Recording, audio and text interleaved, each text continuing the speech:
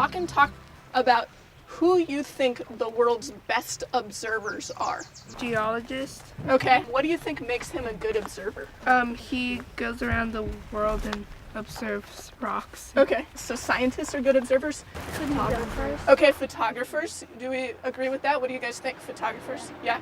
So there's this guy, he's a fictional detective. His name is Sherlock Holmes. So he's in all these books and he's like a really, really good observer, really, really famous.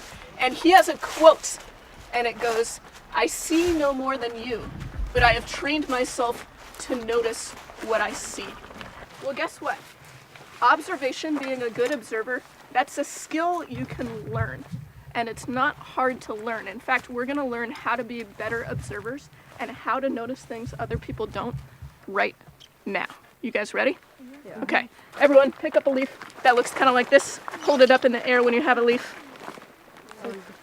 Making an observation is beginning a sentence with the words "I notice" and then describing something that you find out with your senses. So an example on this leaf would be, I notice there's black dots on the top. I notice the edges are kind of smooth.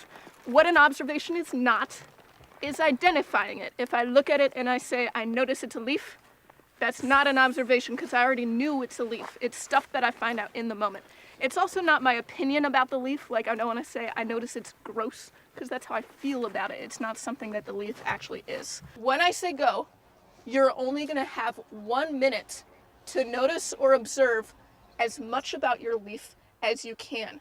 I see that Nathan over there is using his hand lens. If you run out of stuff to notice, try using your hand lens, try changing your perspective, flipping the leaf around. And here's the catch. You want to say all of this out loud because it'll help you remember it more. And it has little black dots on it. Like you said, it's really curved and curved around the edges. This is what I noticed. I noticed that about half of the leaf is black and brownish. If you have an I notice or an observation you'd want to share with the group, raise your hand.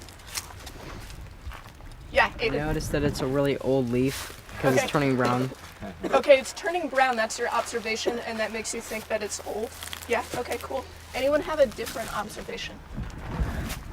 Yeah, or no? That they have like the same texture on both sides, but one looks smoother than the other. I observed my leaf and it has a lot of different colors like green, yellow, and red. Okay, nice. I like, by the way, how people are observing different things. Some people are focusing on texture, others are focusing on color. That's a lot of information we just got about our leaves. Your next goal is going to be to ask as many questions, as many I wonders as you can about your leaf. I wonder if it's from this tree. Check out your leaf and think about what it reminds you of. Now, this could be an experience it reminds you of, like the time that you found a bunch of leaves at your grandmother's house and put them in a giant pile and jumped into them. It could be something you know about leaves. It could also be what it actually looks like. So my leaf with this little crack kind of reminds me of a fish. What does yours remind you of? A feather. A feather, cool. Mine reminded me of that too. Yeah, George. Surfboard. A surfboard, totally, dude. Yeah, Alexis. Mine kind of reminds me of a map because the veins would be the streets and then in between would be the houses. Okay, cool. So those three things, I notice, I wonder, it reminds me of, you can use to find out information about anything in nature. Take a look at your leaf. Okay, we found out a lot about these leaves, huh? Yeah. Okay, now look at how many leaves are on the forest floor. Okay, now look around at all the stuff that's not leaves that we haven't explored yet. Yeah, okay. Now look at me. Okay. There's a lot going on, and if we go into the world as good observers and with the mindset that anything can be interesting or cool, there's no end to the amount of stuff that we can discover. I'm going to give you some free exploration time.